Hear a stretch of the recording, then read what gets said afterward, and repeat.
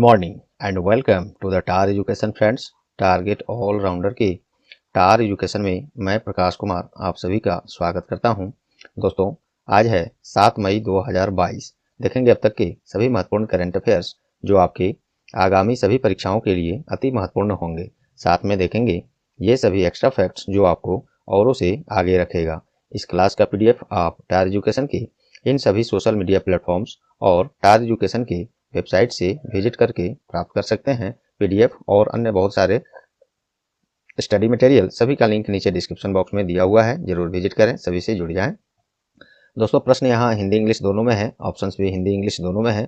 आपसे आग्रह है कि क्लास को अंत तक अटेंड करें, तभी आपको इस क्लास का महत्व पता चलेगा। तो चलिए बिना देर किए शुरू करते हैं आज का क्लास।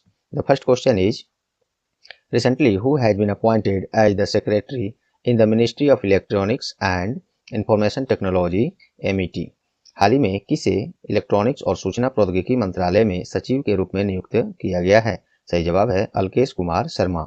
अल्केश कुमार शर्मा को इस इलेक्ट्रॉनिक्स और सूचना प्रौद्योगिकी मंत्रालय में सचिव के पद पर नियुक्त किया गया है और वे केरल कैडर के 1990 बैच के भारतीय प्रशासनिक सेवा अधिकारी अर्थात IAS इंडियन एडमिनिस्ट्रेटिव सर्विस, जो EPSC के थ्रू, ये सभी लोग जानते होंगे लेकिन कुछ लोग नहीं जानते होंगे, उनको मैं बता दे रहा हूँ। तो अधिकारी हैं इसके।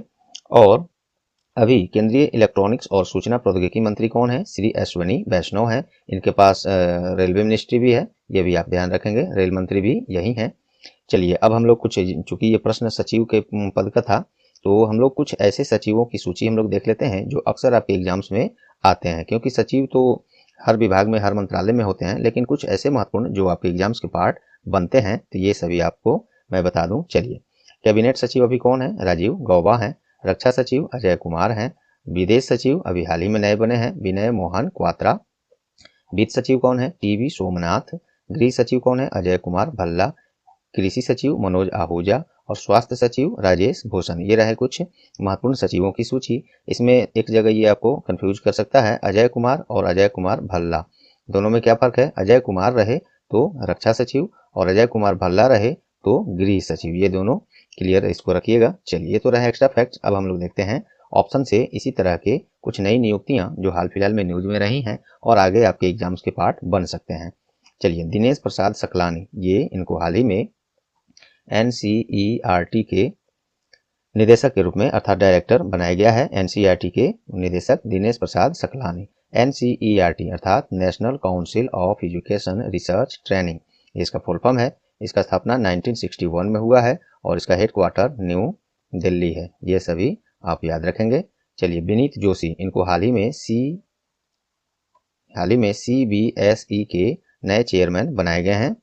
विनीत जोशी को बनाया गया है। CBSE अर्थात central board of secondary education, इसका स्थापना 1962 में, डेट भी बता दूं, 3 नवंबर 1962 में CBSE का स्थापना हुआ है। इसका भी हेडक्वार्टर न्यू दिल्ली है और चेयरमैन हो गए विनीत जोशी।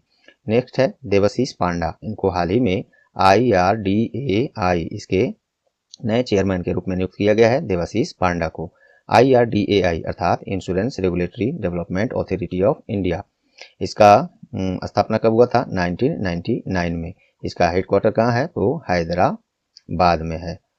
चलिए अब देखते हैं, ये तो पहले प्रश्न से ये रहे एक्स्ट्रा फैक्ट्स। ऑप्शन से भी ये सारे फैक्ट्स रहे। उम्मीद करता हूँ ये आपको पसंद आए होंगे, परीक्षा उपयोगी लगे होंगे। यदि लगे हैं तो प्लीज अभी वीडियो को लाइक बटन दबा दें। लास्ट में अपना कुछ सेकंड्स देकर इस सेशन को अपने जितने भी केवल एजुकेशनल ग्रुप्स और फ्रेंड्स जो लोग तैयारी कर रहे हैं उनके पास शेयर करके हमारी सहायता करें।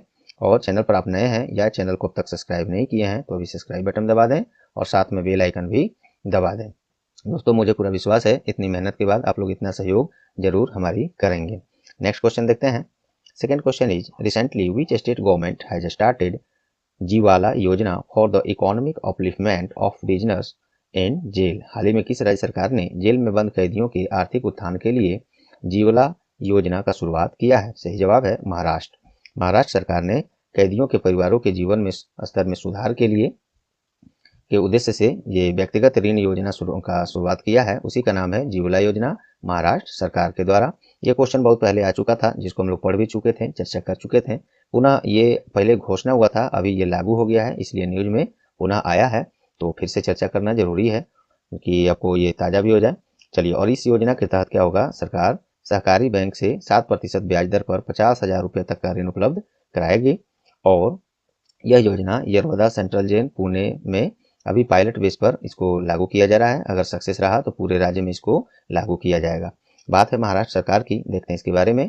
महाराष्ट्र का राज्य का स्थापना 1 मई 1960 में, मुंबई इसका राजधानी है। मुख्यमंत्री वर्तमान उद्धव ठाकरे हैं और राज्यपाल अर्थात गवर्नर भगत सिंह कोश्यारी हैं। ये सभी रहा एक्स्ट्रा फैक्ट। आइए ऑप्शन से इसी तरह के कुछ नए योजनाएं, स्कीम्स कुछ राज्यों के देखते हैं जो आपके एग्जाम्स के पार्ट्स बन सकते हैं, फायदेमंद होंगे। ध्यान से देखिए। कर्नाटका, इसने हाल ही में एक अभियान शुरू किया है, सांस, SAANS, सांस। इस योजना के तहत क्या होगा कि राज्य में निमोनिया को जड़ से मिटाने का कार्य किया जाएगा और ये शुरू किया है कर्नाटक सरकार ने। कर्नाटक राज्य का स्थापना 1 नवंबर 1956 में, 1956 में। इसका राजधानी कहाँ है, तो ये है बेंगलुरु।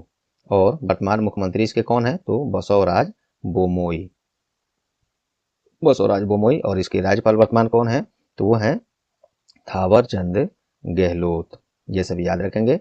चलिए नेक्स्ट है उत्तर प्रदेश। उत्तर प्रदेश सरकार ने हाल ही में एक अभियान चलाया है, स्कूल चलो अभियान, स्कूल चलो अभियान।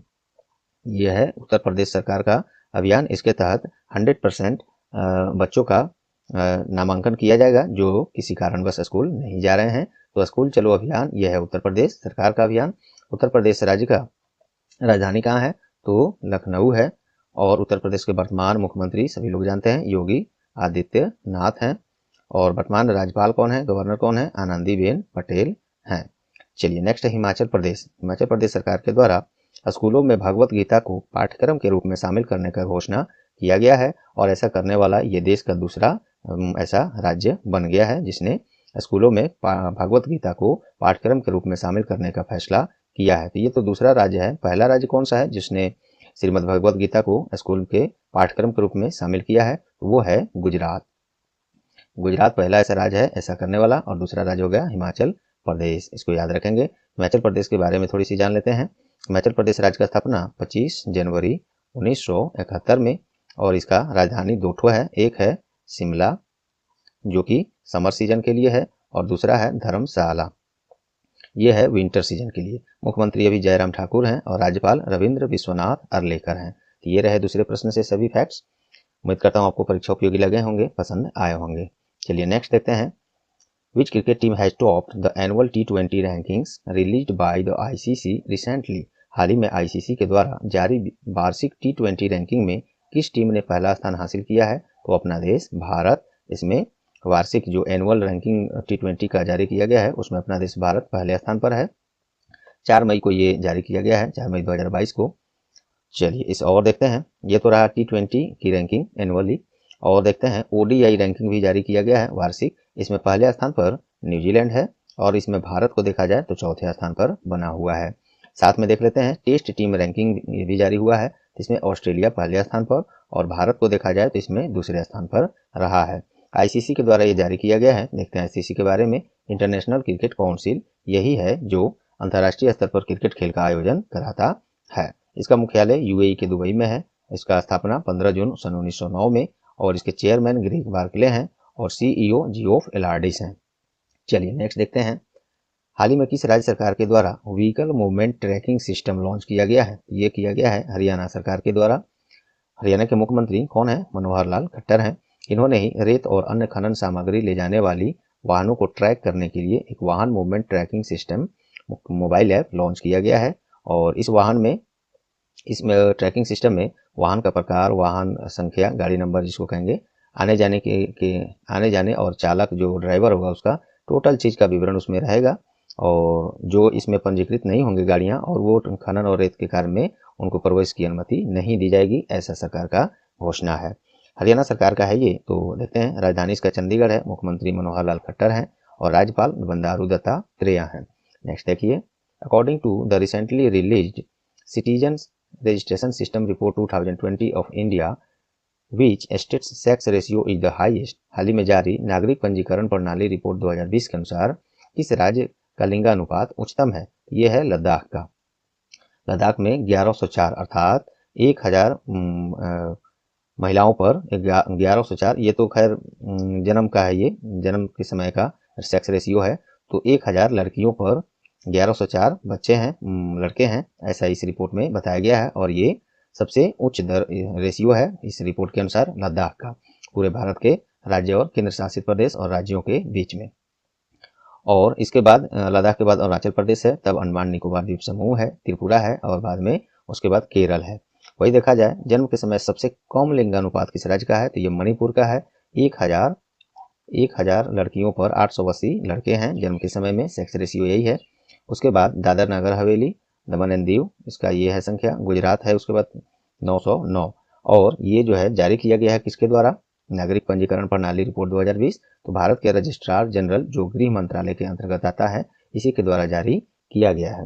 नेक्स्ट देखते हैं, by when recently the Indian Space Research Organization ISRO has planned to launch a spacecraft into the orbit of Venus।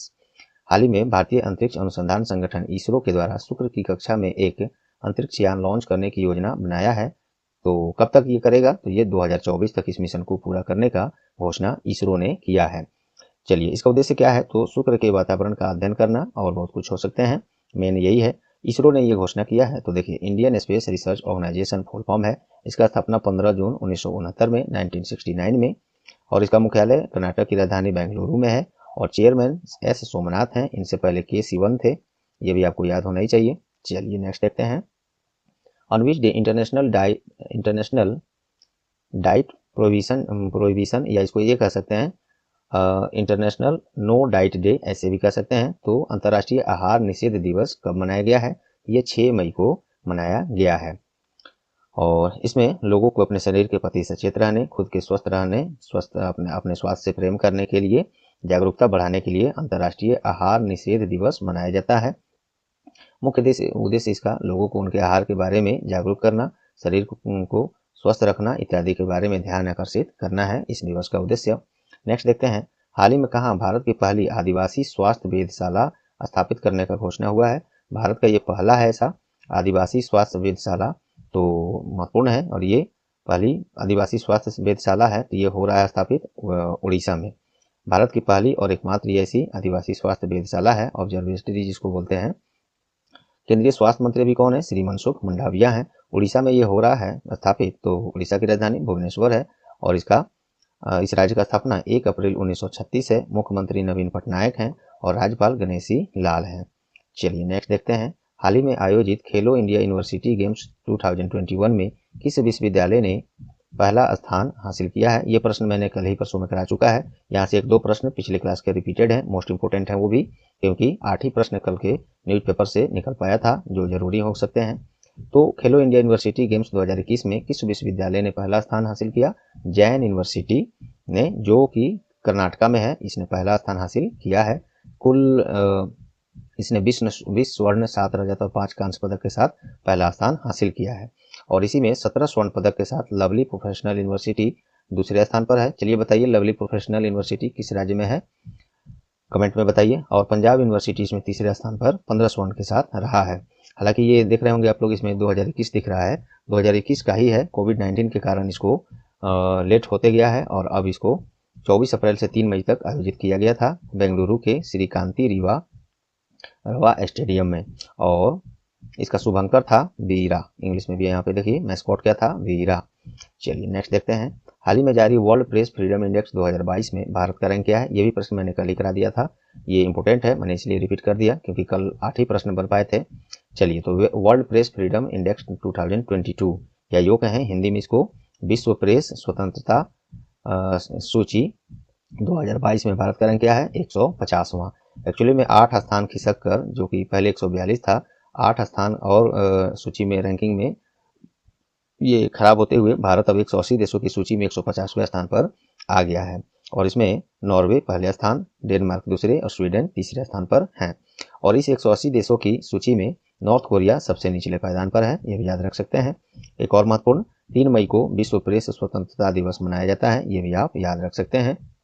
आगे बढ़ने से पहले बता दूं आपको दोस्तों, टॉपिक वाइज क्लास बहुत सारे कराए गए हैं, जैसे न्यू अपॉइंटमेंट्स जितने हो गए, डेज एंड थीम्स हो गए, जितने अवार्ड्स हो गए, national international cricket sports awards हो गए, बहुत सारे ऐसे टॉपिक्स कराए गए हैं और भी टॉपिक्स कराए जा रहे हैं। और ये खास इसलिए है कि ये जनवरी 2021 से लेकर ये मार्च अप्रैल 2022 तक इसमें कवर किया गया है। इसको अगर कर लेते हैं इससे बाहर एक भी प्रश्न नहीं जाएगा, ये मैं आपको विश्वास दिलाना चाहता हूँ। जरूर इसका लाभ उठाएं और टार एजुकेशन का सहयोग करें, इसको अन्य दोस्तों ग्रुप्स में शेयर भी करके। चलिए next question of the day हम लोग देखते हैं। Which operation has been started by Indian railway protection force अर्थात आरपीएफ जिसको कहेंगे, रेलवे सुरक्षा बल के द्वारा कौन सा ऑपरेशन शुरू किया गया है? इसका जवाब पिछले क्लास में मैंने दे दिया है, उम्मीद करता हूँ आप लोग को अब तक याद होगा। तो इसका जवाब कमेंट में जरूर करें, नहीं याद है तो पुनः क्लास को देखें या गूगल सर्च कर लें और पुनः याद भी कर लें और कमेंट में इसको कमेंट भी कर दें। तो चलिए दोस्तों, उम्मीद करता हूँ आज का क्लास आप लोग को ये परीक्षा उपयोगी लगे होंगे। यदि लगे हैं तो प्लीज़ वीडियो को अभी लाइक बटन दबा दें, नहीं दबाए हैं तो। और अब समय आ गया है आप अपना कुछ सेकंड्स देकर इसे अन्य एजुकेशनल ग्रुप्स जितने आपके पास हैं, केवल एजुकेशनल ग्रुप और फ्रेंड्स जो लोग तैयारी कर रहे हैं उन्हीं के पास शेयर करके टार एजुकेशन का सहयोग करें। और चैनल पर आप नए हैं या चैनल को अब तक सब्सक्राइब नहीं किए हैं तो अभी सब्सक्राइब बटन दबा दें और साथ में बेल आइकन भी दबा दें, जिससे क्लासेज की नोटिफिकेशन सबसे पहले आपको मिले और निश्चित मिले। तो चलिए, मुझे पूरा विश्वास है इतना सहयोग आप लोग जरूर करेंगे दोस्तों। मिलते हैं नेक्स्ट क्लास में, तब तक के लिए good bye, all the best.